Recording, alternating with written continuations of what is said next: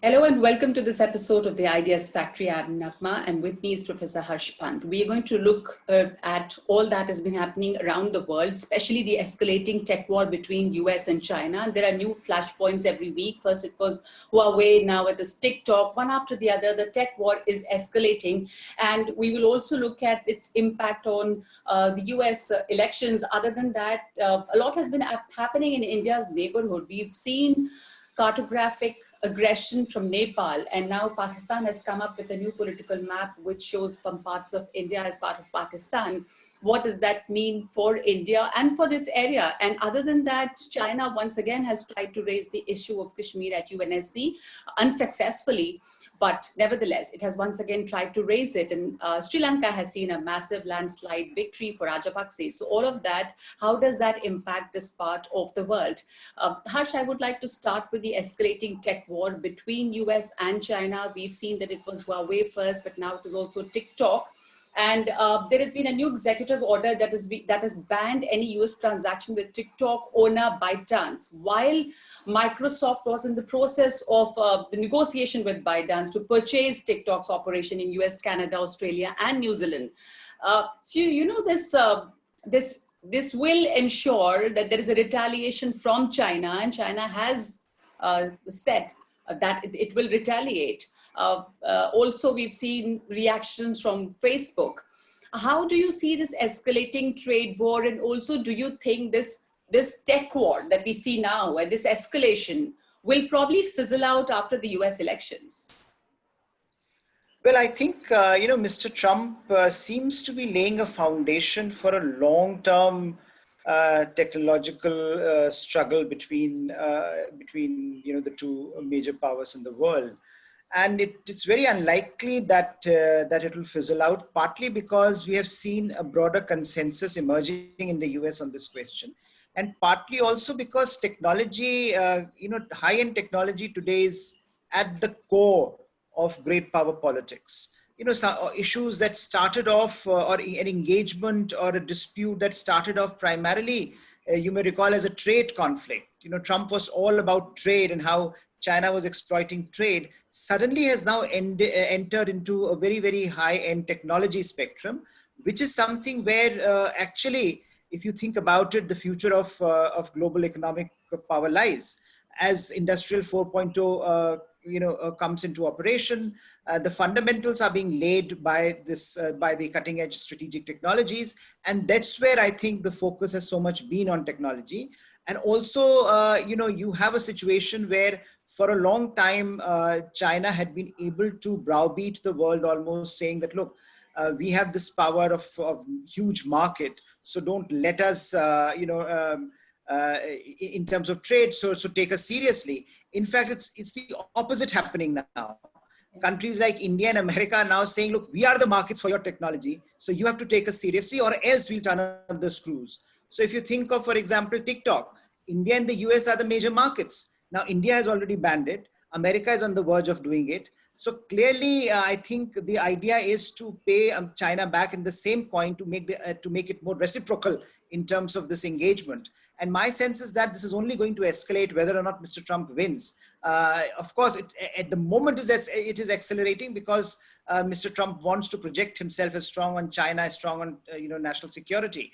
But I think even after elections, it's very unlikely that this will change. And and I think what has been surprising is an absolute silence from Mr. Biden on this matter.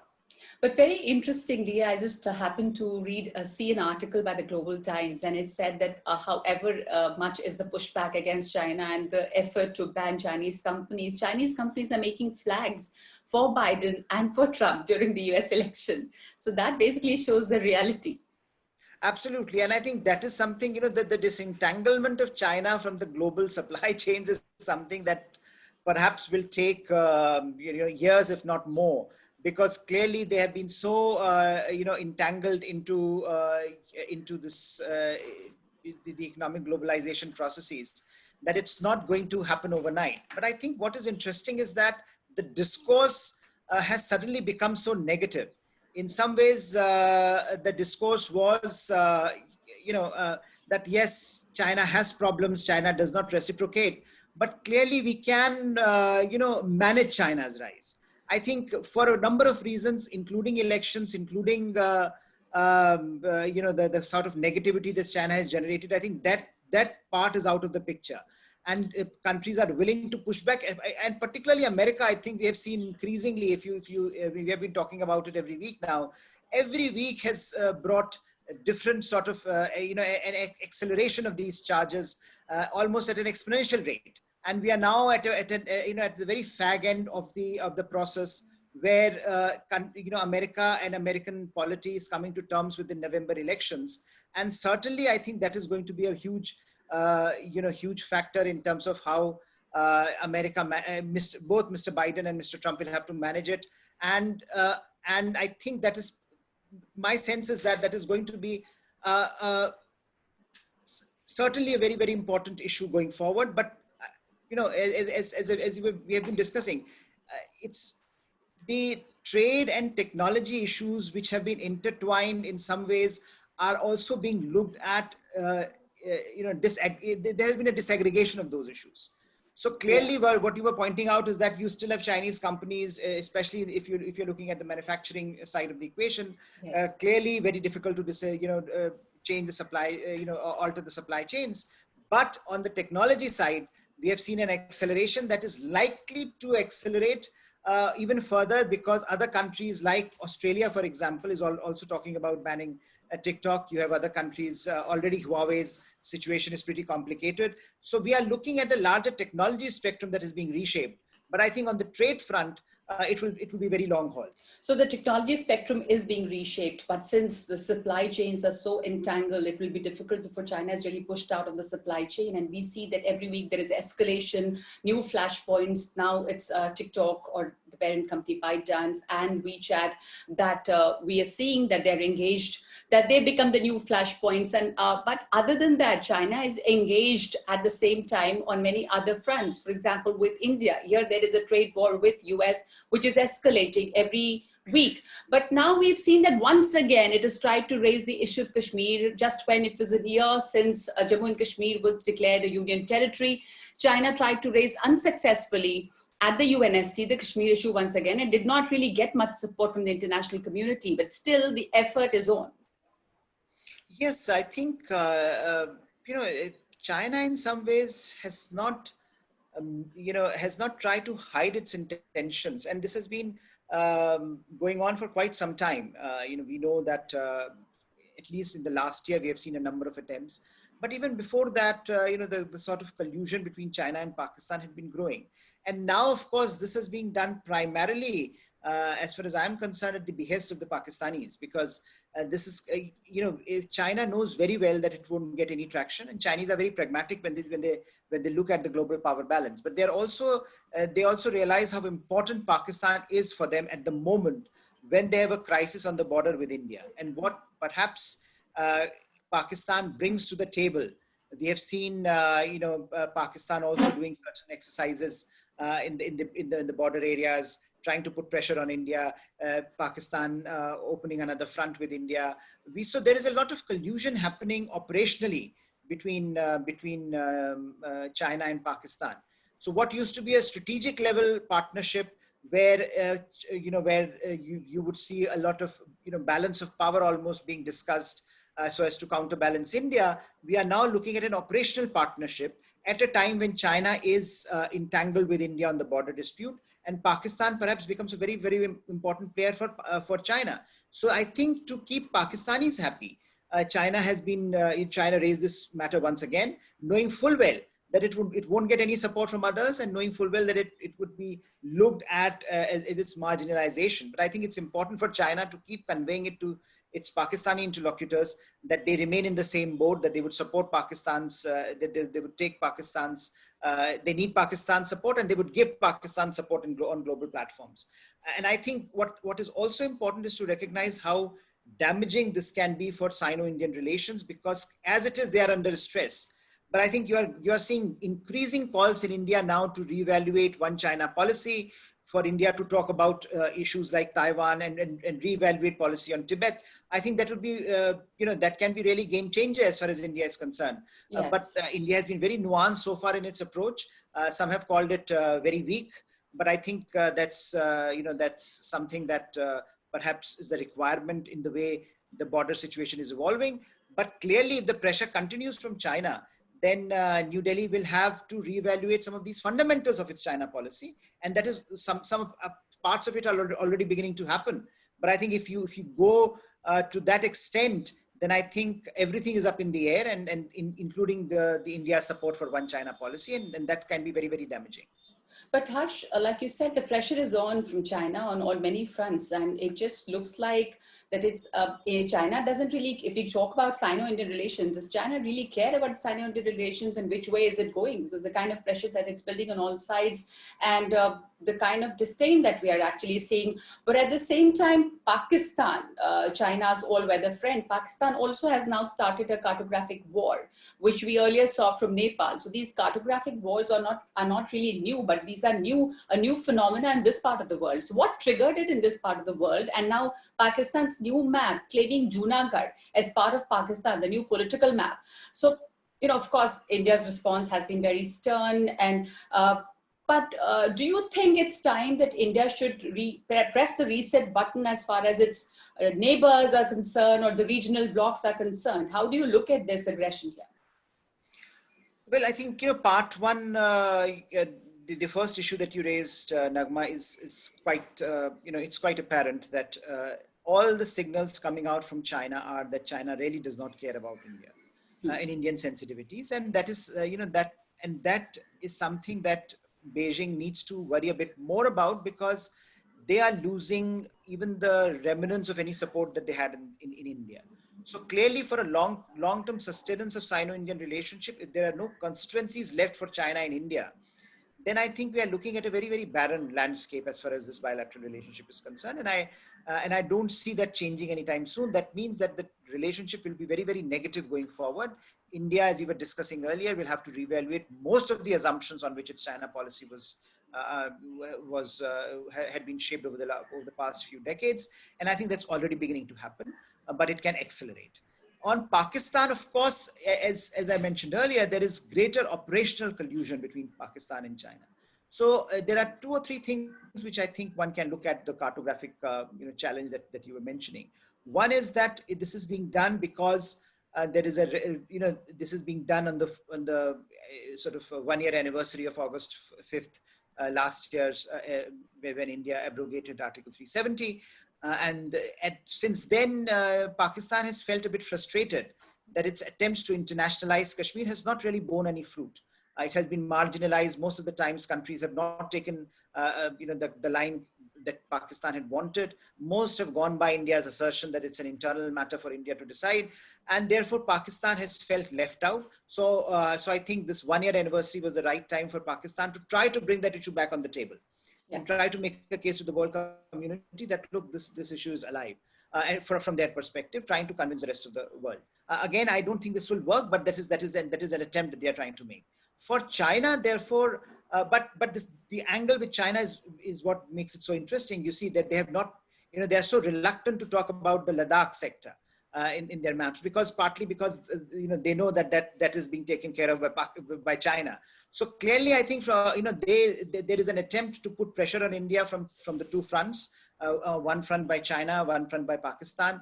And for Indian policy planners, I think it in some ways reconfirms their doubts or reconfirms their fears of a two-front war, two-front theater, military theater that is confronting them.